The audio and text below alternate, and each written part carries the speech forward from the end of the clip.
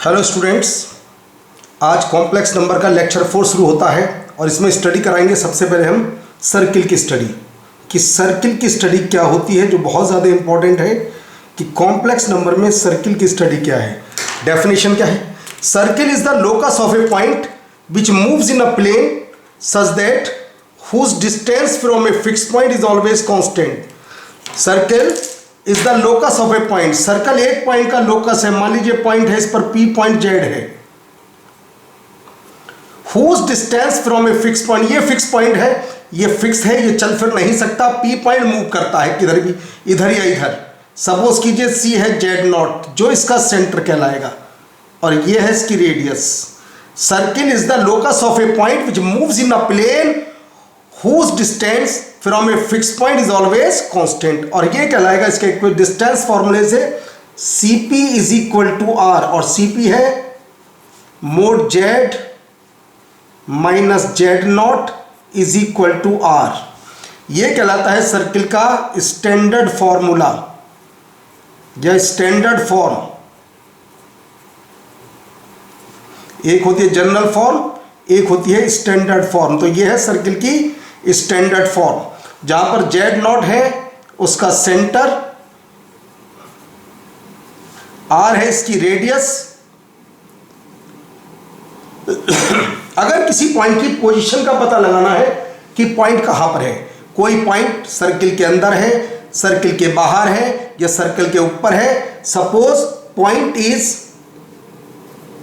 Z1, suppose करो point Z1 है, और हम सर्किल के इक्वेशन में पुट करते हैं तो Z1 माइनस Z0, सपोज करो अगर R से लेस आता है और ग्रेटर देन R आता है और इक्वल टू R आता है, कुछ भी कंडीशन आ रही है। अगर लेस देन R आता है तो ये पॉइंट होगा Z1 इनसाइड, ये होगा इनसाइड, अंदर। ये पॉइंट सर्किल के अंदर है। ये है जी आउटसाइड, सर्कल के बाहर, और ये ऑन, सर्कल के ऊपर। अगर लेस है तो सर्कल के अंदर है, ग्रेटर है सर्कल के बाहर है, और इक्वल है तो सर्कल के ऊपर है। दो कंडीशन आती है अलग अलग फॉर्म की। पॉइंट कहां पर है, पॉइंट का पता लगाना। मान लीजिए कोई कंडीशन ऐसी आ जाती है, ऐसे लिखा है mod Z minus Z0 less than R greater than R।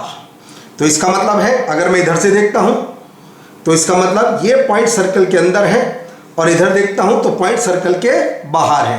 Point कौन सा रीजन है? जो सर्कल के अंदर का भी रीजन, सर्कल के बाहर का भी रीजन। कैसी फिगर बनती है इसकी, देखिए जरा ध्यान से। ऐसा रीजन जो सर्कल के अंदर भी है और सर्कल के बाहर भी, ऐसा कौन सा रीजन है, मैं एक्सप्लेन करके दिखाता हूं।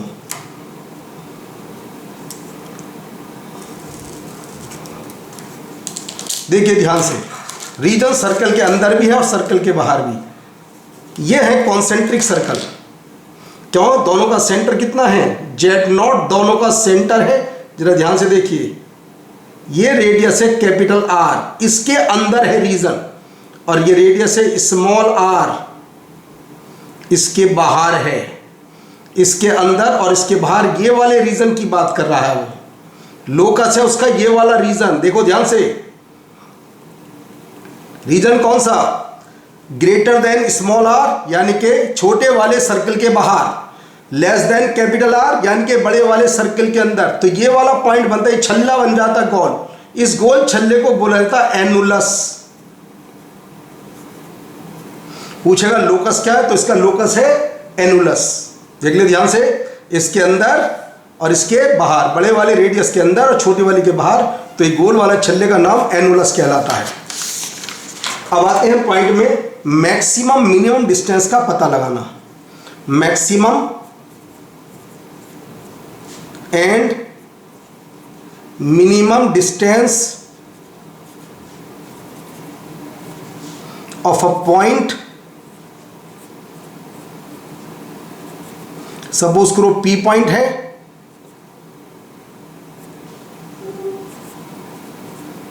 फ्रॉम द सर्कल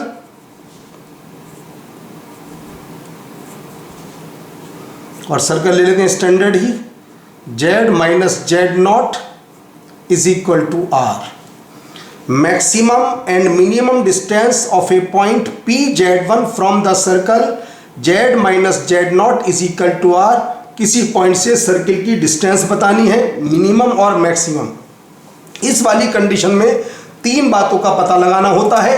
हमें इस बात का पता लगा पॉइंट कहाँ पर है, सर्कल के अंदर है, सर्कल के बाहर है या सर्कल के ऊपर है। मैं तीनों फिगर एक्सप्लेन करके दिखाता हूँ एक साथ, देखो ध्यान से। मैं 3 सर्कल बना देता हूँ, पहले तीनों कंडीशन को एक साथ स्टडी करता हूँ मैं।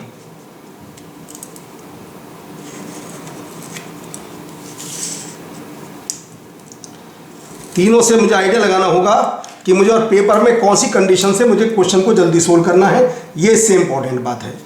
मान लीजिए पॉइंट सर्कल के बाहर है, यहां पर है पॉइंट P जिसका नाम था Z1। यह है सर्किल का सेंटर C।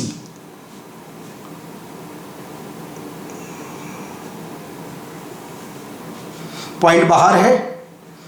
अब ये पॉइंट सर्कल पर पहले आता है A पर और आगे अगर मूव करा देते हैं तो पॉइंट आता है B पर। ये इसकी रेडियस है R।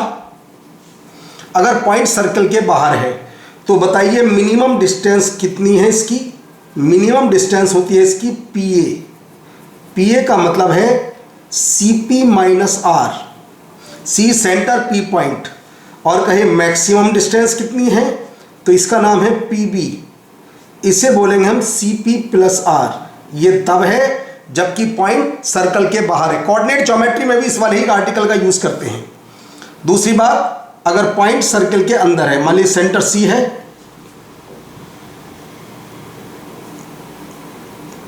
ये पॉइंट P है सर्कल के अंदर। पहले इसके नजदीक आया A, बाद में पहुंच जाता है B। अगर पॉइंट सर्कल के अंदर है, पूछता है मिनिमम डिस्टेंस कितनी है, कुछ नहीं, ये है PA। बात वही R माइनस CP। पूछता मैक्सिमम कितनी है बताइए, ये है PB R प्लस CP। तीसरी आसान कंडीशन, अगर पॉइंट सर्कल के ऊपर है, पॉइंट सर्कल के ऊपर है, देखिए जरा ये वाली फिगर बनेगी। अगर पॉइंट सर्कल के ऊपर है CB तो इस केस में मिनिमम डिस्टेंस होगी हमेशा 0 और मैक्सिमम डिस्टेंस होगी डायमीटर। मैक्सिमम 2R यानी कि डायमीटर। बात को ध्यान से देखने में अच्छा लगता है। पहली बात तो हमें ये चेक करना पड़ेगा, बताइए पॉइंट कहाँ पर है, सर्किल के अंदर है, सर्किल के बाहर है या सर्किल के ऊपर है। अगर इतना टाइम लगाएंगे तो हमारा पेपर सोल्व आराम से नहीं हो सकता, उसमें बहुत टाइम का यूज करना होगा। जरा एक बात देखो, मैक्सिमम सभी केस में CP प्लस R को इंडिकेट कर रहा है। Maximum CP plus R, CP plus R, CP plus R maximum. तो मैक्सिमम तो ऑलवेज चाहे पॉइंट बाहर है या अंदर है, CP प्लस R ही होगा। अब आती है मिनिमम की बात। अगर CP माइनस R, इस वाले केस में इसमें R माइनस CP और ये 0, जब R CP के इक्वल तो मिनिमम हो जाता है। अगर हम ऐसा करें, इन दोनों में मोड का यूज कर दें, पॉइंट कहीं पर भी हो, हमें इस बात से कोई मतलब नहीं है, तो एक नोट लिख देते हैं हम यहां पर। क्या है नोट? मिनिमम डिस्टेंस ऑलवेज, चाहे पॉइंट कहीं पर तुम्हें एग्जाम में चेक नहीं करना, CP माइनस R लगाकर मोड लगा दीजिए और बस मैक्सिमम डिस्टेंस, किसी भी कंडीशन का कोई स्टडी नहीं करना, CP प्लस R। अगर पॉइंट कहीं पर भी है, ये मिनिमम डिस्टेंस ऑलवेज, ये मैक्सिमम, तुम्हें पॉइंट की स्टडी नहीं करना। पॉइंट सर्कल के अंदर है, सर्कल के ऊपर है या सर्कल के बाहर है, कोई लेना देना नहीं तुम्हारा दूर दूर तक भी। इस कंडीशन को डायरेक्ट यूज कर लीजिए, फटाफट पेपर सोल्व हो जाएगा। कोई भी क्वेश्चन अभी क्वेश्चन करके दिखाएंगे। अब इसके बाद एक नोट की बात करते हैं। एक नोट और लिख देते हैं जो बहुत ज्यादा इंपॉर्टेंट नोट है। देखिए क्या है note, mod Z minus Z1 upon Z minus Z2 is equal to K। ये K के इक्वल है। अब K की कंडीशन भी अलग अलग है।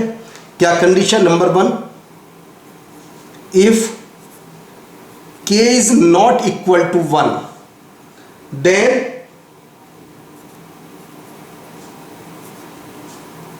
It is a circle.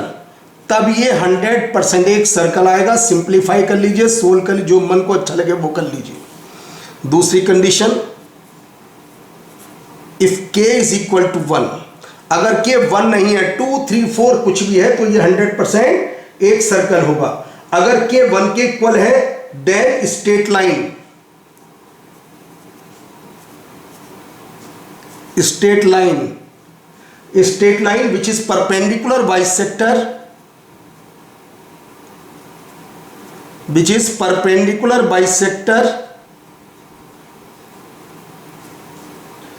bisector of line segment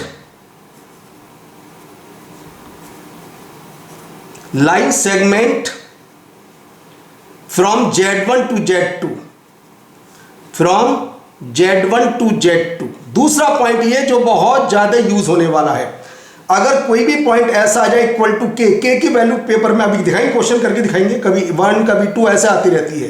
अगर ये 1 के इक्वल नहीं है तो सर्कल होगा, 1 के इक्वल है तो एक straight line which is perpendicular bisector line segment joining Z1 to Z2।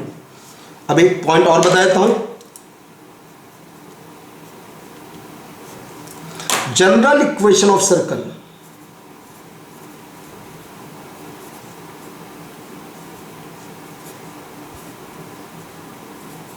Circle का जनरल इक्वेशन होता है Z bar plus A bar Z plus A Z bar plus B equal to 0, plus B equal to 0। यह है circle का general equation, वो था standard form, यह है जनरल फॉर्म। अब इसका सेंटर क्या होता है,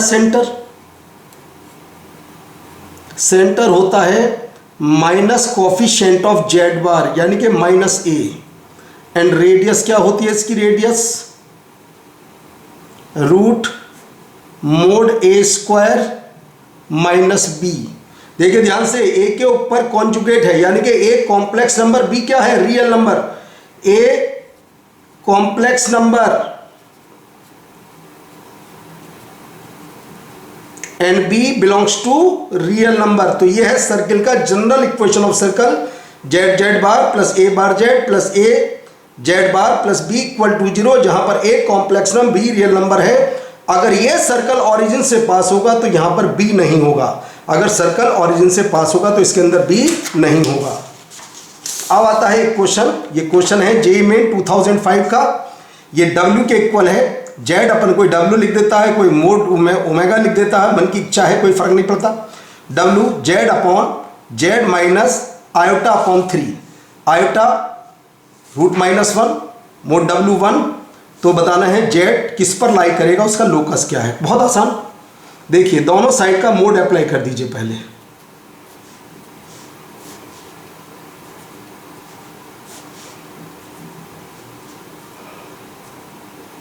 ये लीजिए, दोनों साइड का मोड अप्लाई कर देता हूं। ये 1 के इक्वल है,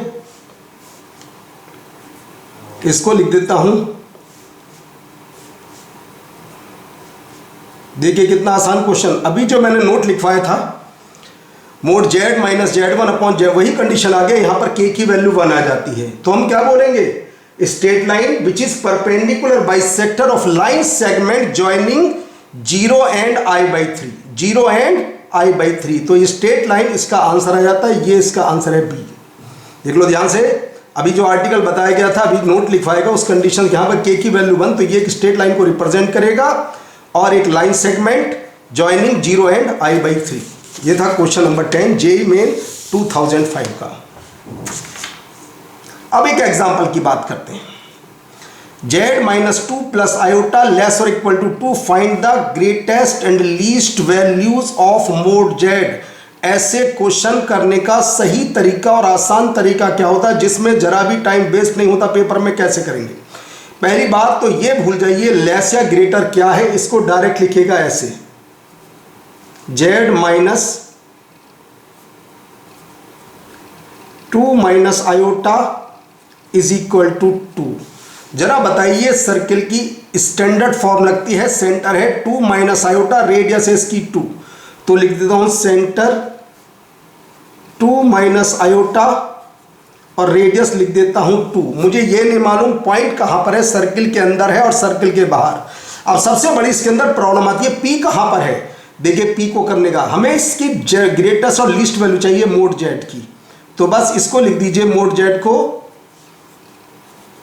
जेड माइनस क्या आता है 0, तो बस P है 0 के इक्वल, वो पॉइंट P 0 है। क्यों? क्योंकि जेड तो सर्किल के ऊपर लाई कर रहा है, जेड तो सर्किल की बाउंड्री पर है, सेंटर 2 माइनस आयोटा, रेडियस 2 और P 0 है।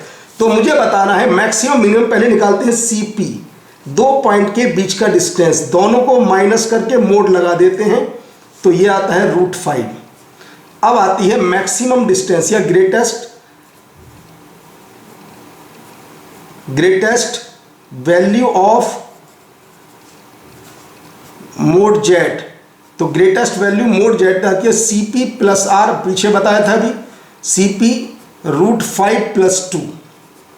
अब आती है लीस्ट वैल्यू, कुछ नहीं करना, कोई क्वेश्चन कभी गलती नहीं होगा।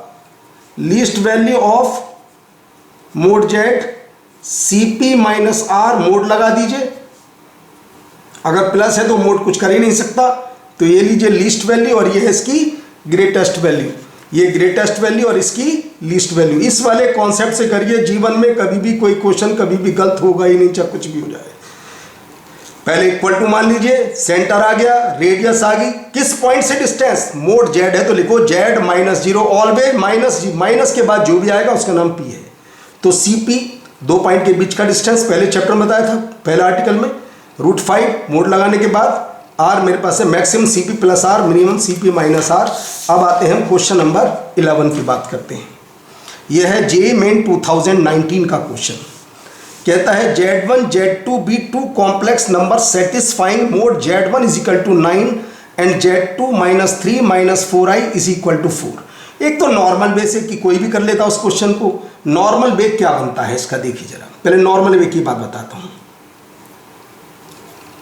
Z1 minus Z2 normal way, तो हमारे पास Z1 तो अकेला है, Z1 लिख देते हैं, माइनस Z2 के साथ क्या क्या सब लिख दीजिए, Z2 माइनस 3 माइनस 4 आयोटा, ये वैल्यू मेरे पास एक्स्ट्रा है तो माइनस 3 माइनस 4 आयोटा, ये लीजिए एडजस्ट करके लिख देते हैं। Z2 माइनस 3 माइनस 4 आयोटा है और इसको लिखते हैं greater equal to mod Z1 minus mod Z2 minus 3 minus 4i minus mod 3 minus 4i।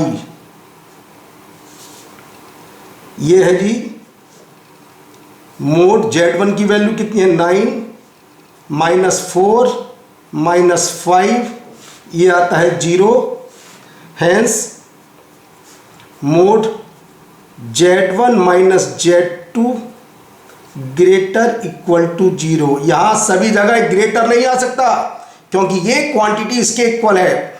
Maximum books के अंदर भी गलती हो जाती है ऐसी, सब जगह ग्रेटर लगा देते हैं, ये क्वांटिटी इसके इक्वल है, यहां ग्रेटर लगाने का अधिकार है ही नहीं। हाँ, ये सब कुछ 0 के इक्वल है तो यहां पर 0 आ गया, तो आ गया मिनिमम वैल्यू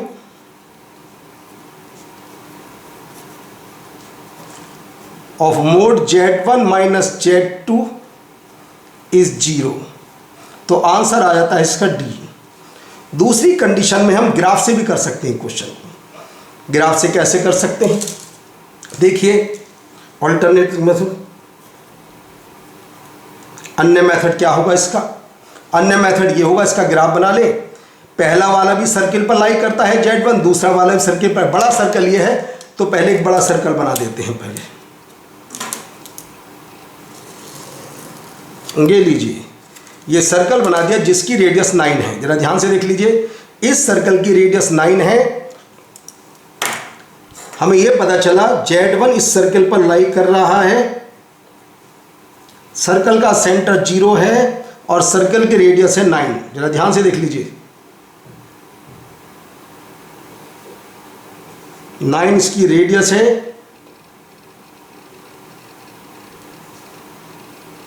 और सेंटर है इसका 0, बड़े वाले सर्किल का। अब आती है दूसरा सर्कल, Z2 किस पर लाई कर रहा है,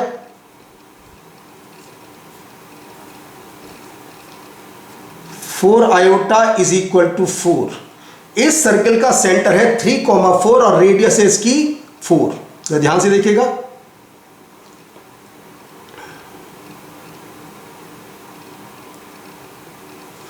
सेंटर है 3,4 और रेडियस है इसकी 4। ये इसकी रेडियस 4 है और 3,4 इसका सेंटर। बताओ 3,4 से 0 से डिस्टेंस 5 होगी नहीं होगी? यह है 3,4। तो जब यहाँ से एक सर्कल पास होगा तो सर्कल इसे टच करेगा। जब दो सर्कल टच करते हैं तो मिनिमम डिस्टेंस कितनी होती है इसकी? 0। लीजिए मिनिमम डिस्टेंस आ जाती है इसकी 0। दो सर्कल के बीच की मिनिमम डिस्टेंस 0, तो मिनिमम वैल्यू होगी Z1 माइनस Z2 की 0, क्योंकि दोनों सर्कल टच करते हैं, दोनों के बीच में कोई गैप नहीं है टच, तो मिनिमम डिस्टेंस होगी 0। Clear condition? अब आते हैं नेक्स्ट क्वेश्चन की बात करेंगे। क्वेश्चन नंबर 12 है, यह है जेईई मेन 2014 का क्वेश्चन। क्या कहता है जी?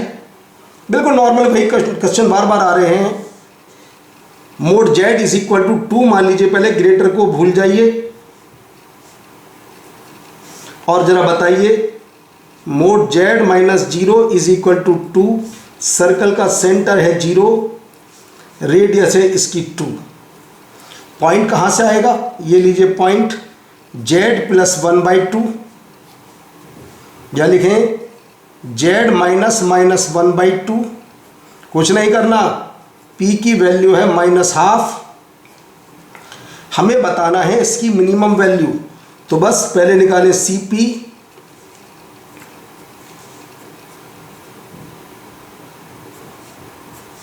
गया था 1/2। तो मिनिमम डिस्टेंस क्या होती है जी? ये होगी CP माइनस R का मॉडुलस, यानी कि 1/2 माइनस 2 का मॉडुलस, ये आता है जी 3/2। मिनिमम डिस्टेंस 3/2 होगी। ए ऑल्टरनेट फेल, और ऐसा कोई भी ऑल्टरनेट नहीं है जहां पर ये इक्वल टू 3/2 है, तो बोलेंगे 3/2 लाइज इन द इंटरवल 1,2, क्योंकि ये 5/2 पहला फेल हो जाता है, इससे ग्रेटर हो नहीं सकता, इन दोनों के बीच में नहीं है, क्योंकि ये तो इसके इक्वल है 3/2 के। तो आंसर आ जाता है लाइज इन द इंटरवल 1,2। इससे अच्छी कोई अप्रोच कभी हो ही नहीं सकती। इस कंडीशन को लगाइए, मुश्किल से मुश्किल एडवांस तक के सभी क्वेश्चन अपने आप गायब हो जाते हैं। अगर तुम ऐसा नहीं करना चाहते तो मैंने तुम्हें थ्योरी एक्सप्लेन की थी, पॉइंट पोजीशन बाहर है, पॉइंट अंदर है, सर्कल के ऊपर है, उससे भी अप्लाई कर, जैसे तुम्हारे मन की इच्छा करे वैसे कर सकते हो। Question number 13, is real then point represented by the complex. ये रियल है, याद करो पहले लेक्चर के अंदर प्योरली रियल की बात हुई थी। जब प्योरली रियल होता है तो मैंने एक पॉइंट नोट करा है, if Z is purely real तो उसका इमेजिनरी पार्ट 0 होता है। जब इमेजिनरी पार्ट 0 होता है तो एक पॉइंट नोट कराया गया था, Z² अपॉन Z माइनस 1 का कॉन्जुगेट इज इक्वल टू ये नंबर खुद Z² अपॉन Z माइनस 1। याद करो पहले वाले लेक्चर के अंदर ये बात हुई थी। अगर ये टोटल नंबर रियल है और Z1 नहीं, अगर Z1 होगा फिर तो इन्फिनिटी बना देगा, तो पहले बोल दिया Z1 नहीं है, तो आता है Z बार का square upon Z bar minus 1, Z² upon Z minus 1। तो क्रॉस मल्टीप्लाई कर लेते हैं, Z बार का स्क्वायर माइनस Z बार का square, Z² Z bar minus Z²। थोड़ा सिंप्लीफाई कर लेते हैं, कॉमन वगैरह लेते हैं, क्या कॉमन आता है देखते हैं। Z बार कॉमन आता है और आता है जी Z bar minus Z minus Z bar square minus Z² equal to 0। Factors कर लेते हैं, Z bar minus Z common ले लेते हैं, क्या बचता है Z bar minus Z bar minus Z equal to 0, ये बच जाता है। अब कंडीशन क्या आती है, it is implies that Z minus Z bar equal to 0 और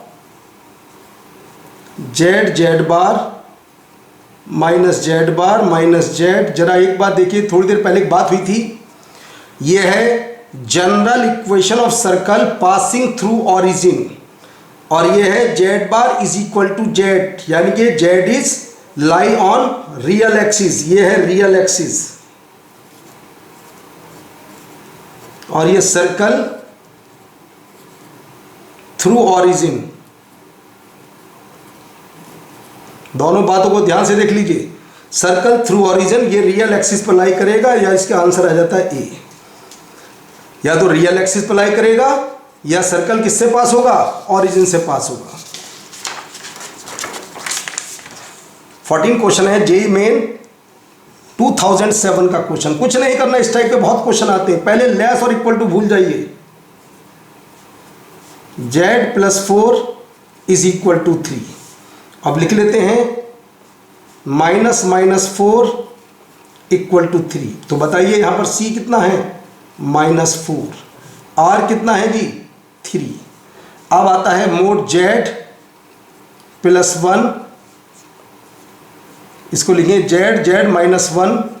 तो बताइए p कितना आ जाता है जी, -1 कहता। तो बताइए cp कितना होगा, cp -4 -1 का मोड, यानी कि आ जाता है 3।